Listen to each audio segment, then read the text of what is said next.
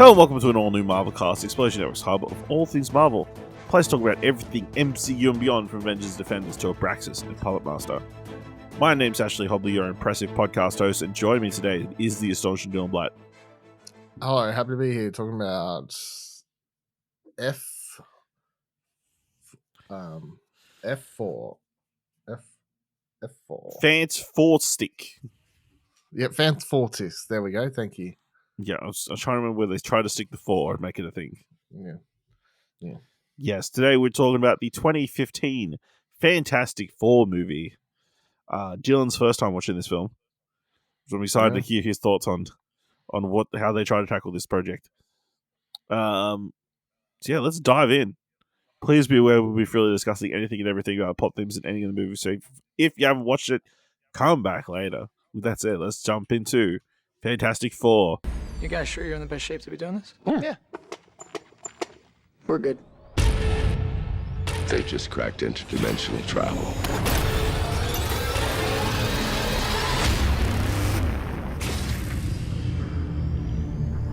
Incredible.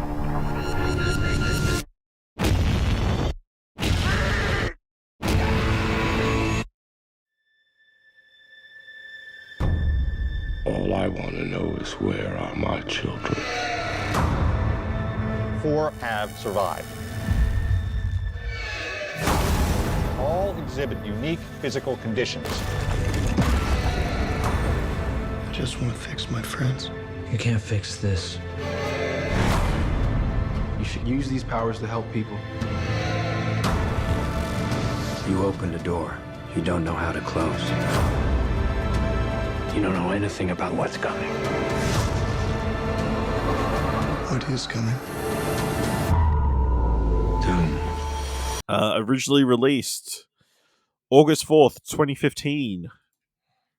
Directed by Josh Trank. Screenplay by Jeremy Slater, Simon Kinberg, and Josh Trank. Based on Fantastic Four by Stan Lee and Jack Kirby. Starring Miles Teller, Michael B. Jordan, Kate Mara, Jamie Bell, and Toby Kebbell. Transported to an alternate universe, 4 young outsiders gain superhuman powers as they alter their physical form in shocking ways. Reed Richards becomes Mr. Fantastic, able to stretch his body and twist his body at will. While pal Ben Grimm gains immense strength as the Thing. Johnny Storm becomes the Human Torch, able to control and project fire, while his sister Sue becomes the Invisible Woman. Together, the team must harness their new abilities to prevent Doctor Doom from destroying the Earth. Dylan, what did you think of this version of Fantastic Four? Well, look, obviously I've come into this knowing that everyone hates it. By everyone, I mean Literally everyone. I skipped it at the cinemas because Everybody hated I remember it. at the time. I remember everyone hating it, and just at the time, I was like, I have really zero care to watch that, and I had we weren't doing a Marvel podcast, you know what I mean? Like, I didn't. Before our time. It was before time. I just moved on with my life. I enjoyed the first 40 minutes, maybe. I think that's just roughly I enjoyed the setup. I enjoyed it between for the characters of Ben Grimm and Reed Richards, I guess is how I would put it. I enjoyed their little backstory. I enjoyed their history together and all that sort of stuff. After that, there's not much else I enjoyed really. I think Michael B. Jordan's whatever, Kate Mara's horribly miscast. Who's the fucking what's his face? Toby Kebbell is he's fine. He's trying and he's a great actor, but he gets not a lot to do. And then after that, it's just a bunch of people sitting in dark science labs, and then dark space alternate planets, and then coming back to dark science labs, and then they're in dark places where they're kept, and then they have dark fight scenes, and and then the movie was over, and I was like, cool, glad that's done. Yep, I think it's pretty fair. So I also kind of enjoyed the start of the movie. Like the whole science bros, like wanting to having dreams. I enjoy the science bro teams up with the tough but lonely kid. I Yeah. guess is the That's fun. And then get science experiment, and then Reed going to the Baxter building for the first time and kind of joining that group, and that him finding joy with that dynamic.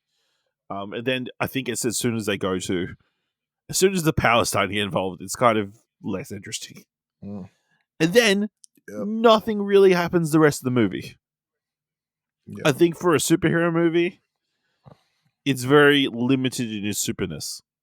There is one action sequence, you would say, at the end, where they suddenly have to use their abilities all at the same time.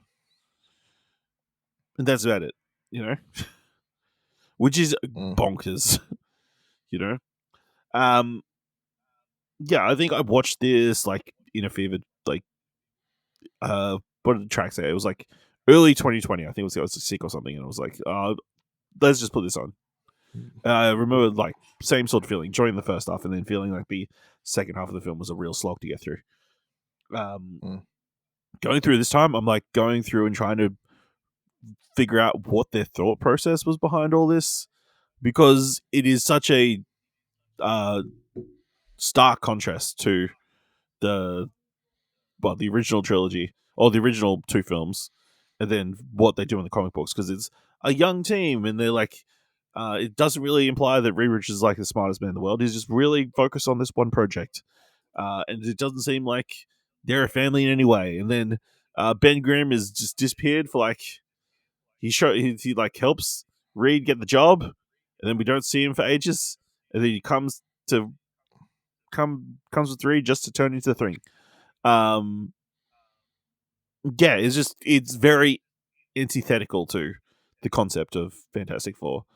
And the other thing is that I feel like they wanted, I think they really wanted to go a more realistic kind of look or attempt at this. So everything is much more horrific.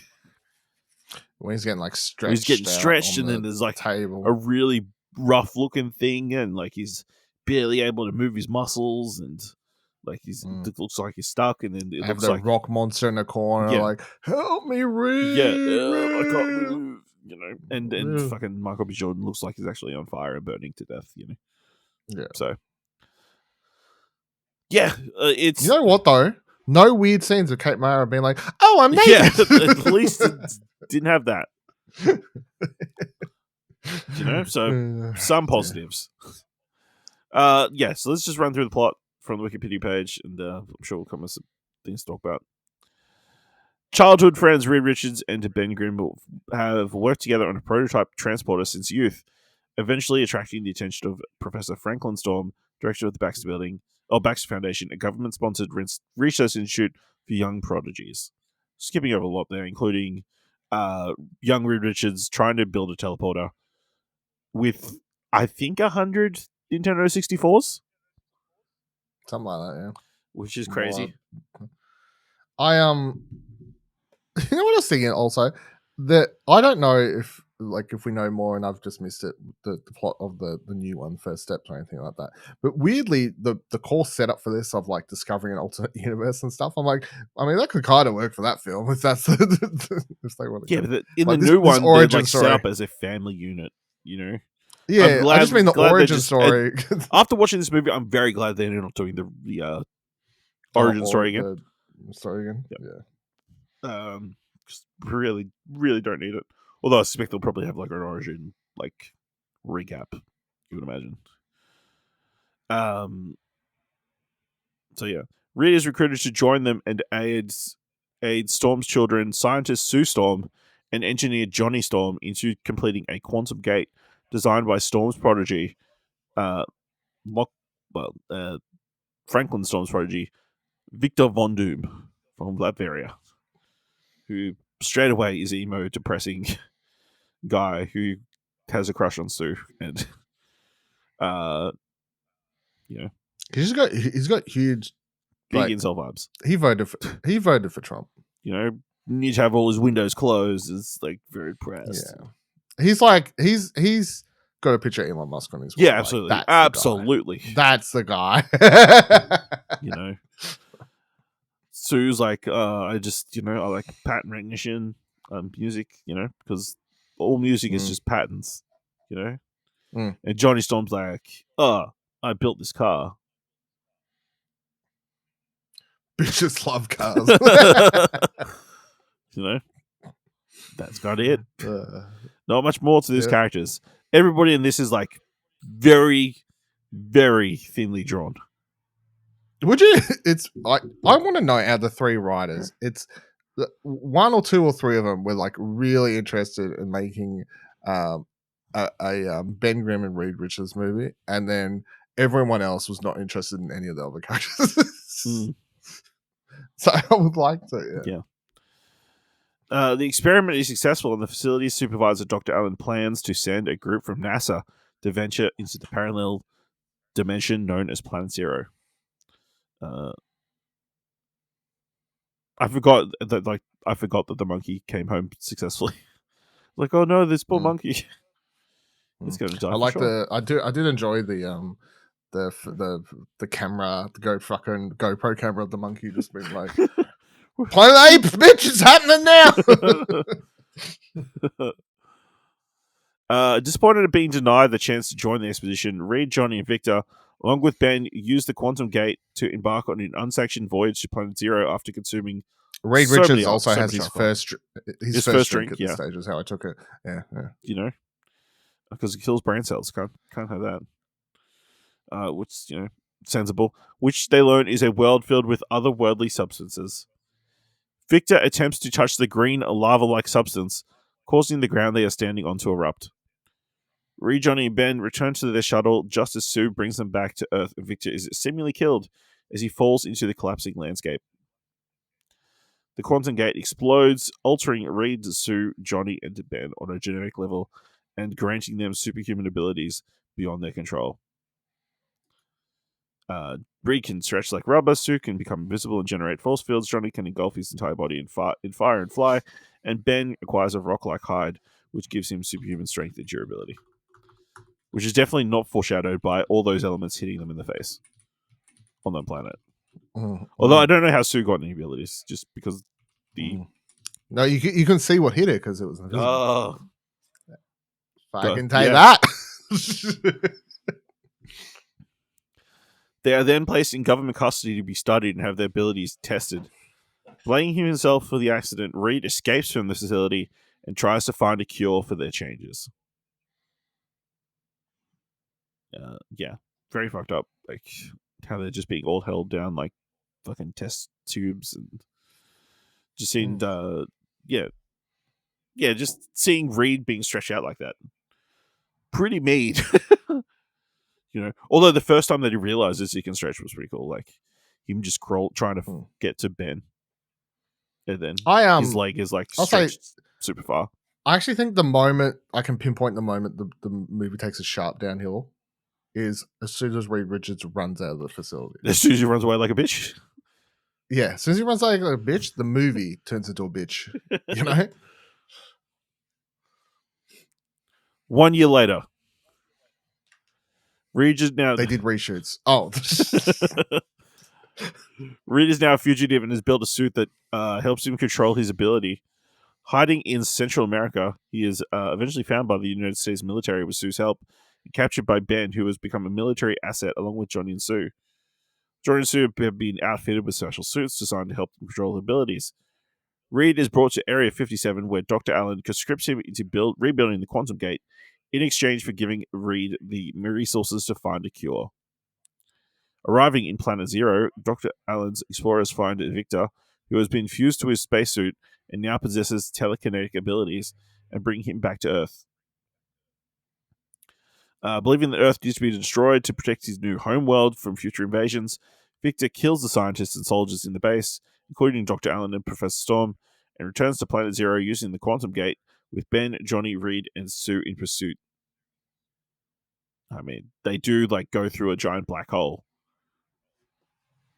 that's being sucked to Planet Zero for some reason.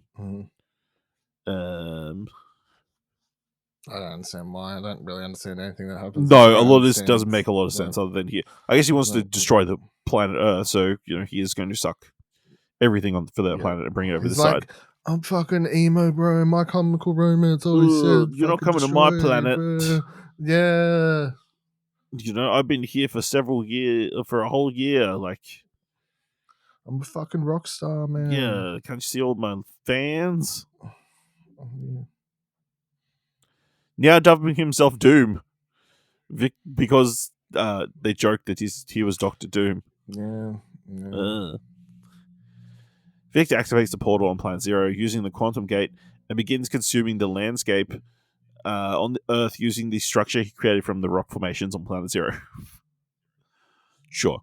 He is confronted by the Four, and after a short battle, Ben punches Doom into the portal's energy beam, disintegrating him while Johnny closes the portal.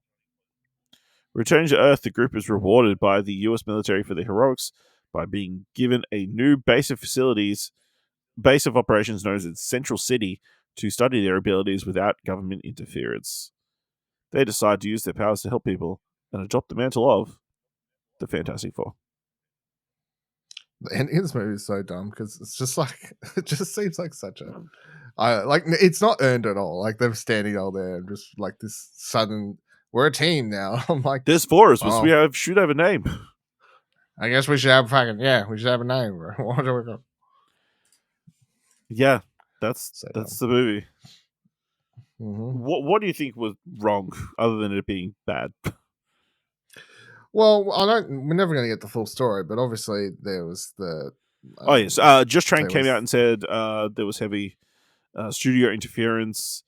He voiced his pleasure. There's that famous tweet where that he deleted. Tweeted it the day the movie came out and was basically like, "Hey guys, my movie's out today. It's shit."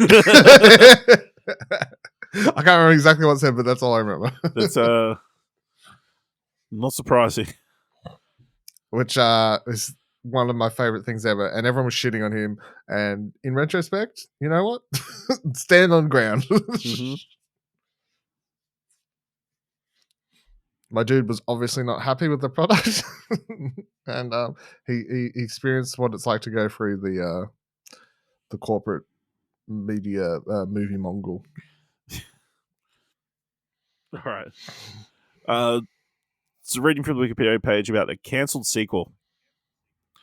Sure. Before Fantastic Four began filming, 20th Century Fox announced plans for a sequel, of course, with its scheduled release date of July 14th, 2017. Fox then rescheduled for June 2nd, 2017, with the War of the Planet Apes taking the July 14th slots. It changed the release date again in 2017 to be 2 weeks after Star Wars The Last Jedi initial scheduled release date of May 26, 2017. Due to Fantastic Four's poor box office performance, negative reviews, and poor home media sales, Pamela McClintock of the Hollywood Reporter said it throws into question whether Fox will move ahead with a sequel. Phil Hodd of The Guardian said it would be interesting to see if Fox proceeds with the sequel and if it keeps the gritty on paper tone, noting that if Fox did not produce another film by 2022, the rights would revert to Marvel Studios, which is the main reason they did a reboot to start off with, because they wanted to shade the rights. Despite the performance, Fox still planned to produce a sequel with Simon Kinberg working on the project. Drew McWeeny of Hitflix said that while the sequel may not be produced in time for the 2017 release date, Fox would likely attempt to salvage the franchise, working with Trank's defined vision and adding adjustments to it.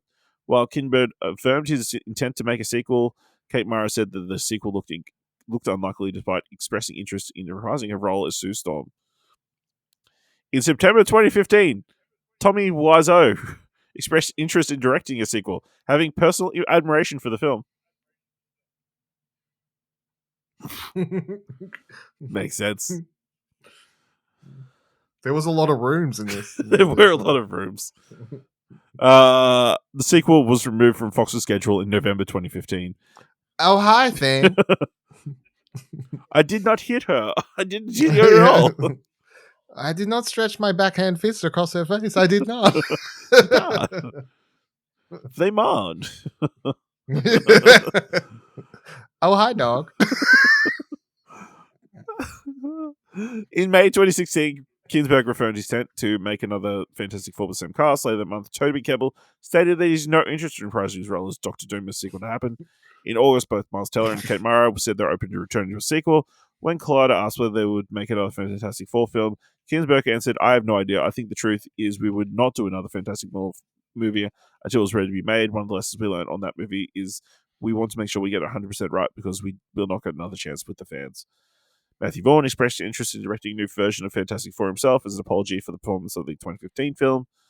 Content artist Alexander Lazaro revealed that Trank's iteration of Fantastic Four was considered for a cameo appearance in Tim Miller's take on Deadpool 2.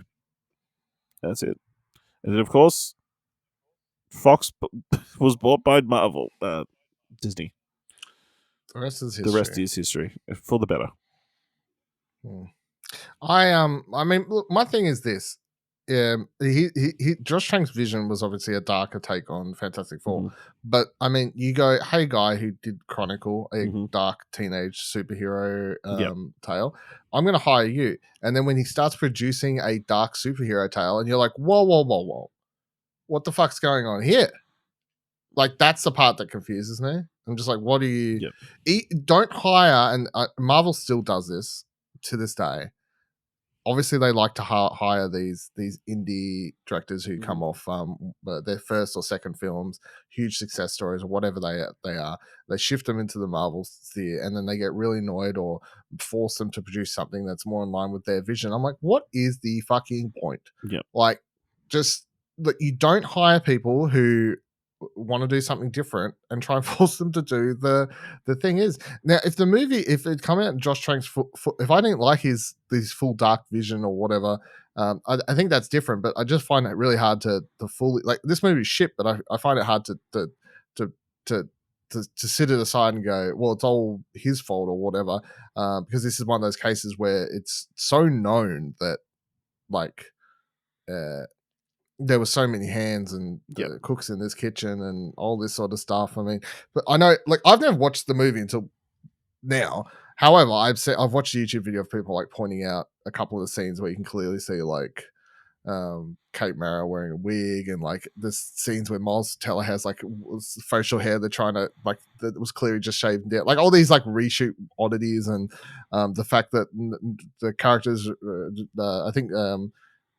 Doom's character was never called, like, he was named something else when they originally announced the film, and then if you watch the only time he's called whatever Victor Dong, whatever his real name is in the comics, in the it is done ADR off screen. It was obviously never part of the script, and it was a change later. Like, there's all these fucking oddities. So yeah, this movie is like the perfect example to me of what happens when suits getting too involved in making cinema, making art. Like, just let someone do something, and then if it's shit, it's shit. But don't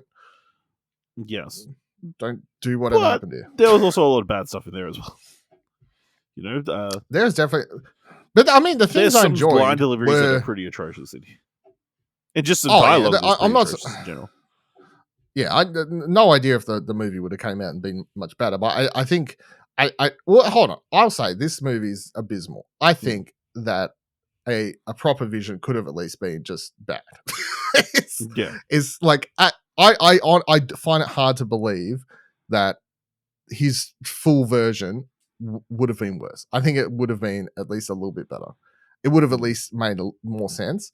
I think when you look at scenes like the whole 1 year, like, as I said, the movie just goes downhill after the time jump. When it's like you see this whole thing, it's like, oh, you've got the Thing working for the army. And I know that I was reading after I watched it, apparently they were originally supposed to shoot more scenes. Yeah. And that was supposed to be a bigger thing of like him, like more of them actually using their powers. That'd be crazy, wouldn't it? Yeah, they were supposed to like do this thing of like Ben Grimm's obviously like working for the army and like how that takes a toll on him and he's doing all these jobs and like just build more on that dynamic. Instead, it's like a fucking 10-15 minute thing. It's like, I hate you, I love you. Like, it's just so weird. Like, yeah. Absolutely. What did you think of the look of the Thing? I guess obviously quite different to Michael Chiklis look. I don't mind it. I mean, it's keeping in time with the Thing, trying to make it realistic, full CGI, and you know. Which it's just because obviously the next movie, the Evan Moss Bacharach version is kind of the middle point between these two versions. Mm. You know, so I mean, whatever. It's a dude who's supposed to look like a giant rock boulder thing. Like, yeah, you know, what are you gonna do? So yeah, it's just It feels like they were trying to go so against the last movie that they just missed the point of Fantastic Four entirely. Kind of trying to go too youthful and too realistic and too dark and it's just not fun in any way. So yeah. Anything else you want to discuss? no, that's it. Movie's Right. bad. I'll never watch it again unless you come up with another reason to make me need to watch it. I can't imagine any reason why. 10 years from now, they're rebooting it. You're like, oh, I guess we'll go watch them all again. Yeah, I think the other thing to point out is it feels like a lot of people's careers were like heavily affected by this movie. Like Josh Trank is the last movie. Well, his career. His next movie was Capone, Tom Hardy, which was just straight to. I never watched that, but I'll say I reckon he done more damage to his career by how openly he. And not saying it's a wrong decision because again, good on you for standing on your word, but I think openly talking such shit about the process of this and Disney and 20th Century Fox and like going through that whole thing, like, and then he was supposed to do that Star Wars movie, and you know what? Like, I just feel like his career has been affected by a lot of behind the scenes stuff that we don't know. Miles Teller's come out all right though. Well, he had Jordan's come out all right. while to get back, Yeah, he had a few years, but he swung back. He was on that high trajectory post Whiplash, which probably got him this job, and then like there's like a 5-year gap between movies. The movie that came out before Top Gun. Yeah, I'll say that at least the movies he was doing were mid, and he was working. Yeah, he was working. Importantly, he was working. Some TV Kate Mara, I stuff. don't think. Kate Mara's done nothing. I think by choice though. Yeah. Toby's been fine. And then Michael B. Jordan's obviously Michael B. Jordan's been great. I mean, Jamie Bell, I don't think has done all. Jamie Bell, I don't. Yeah. But no, I would say he's doing good stuff. It didn't like affect his. Rock Band. Yeah, I was gonna say it didn't. I don't think it affected his career at all. Yeah. It helps when you play a CGI monster. Yeah, kind of.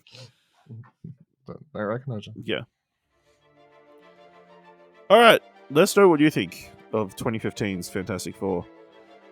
Letting us know on Blue Sky at explosionnetwork.com or find us on other social media at ExplosionPod. If you want to help us out here at All New Marvelcast, leave us a review on Apple Podcasts or on Podchaser. Leave us 5 stars, and you can leave 5 stars or just tell people about the show. And if you've enjoyed this episode, Thor's worth $1, head on over to our Ko-fi page at explosionnetwork.com/supports. Thank you very much for listening. Make sure you join us next time for another All New Marvelcast.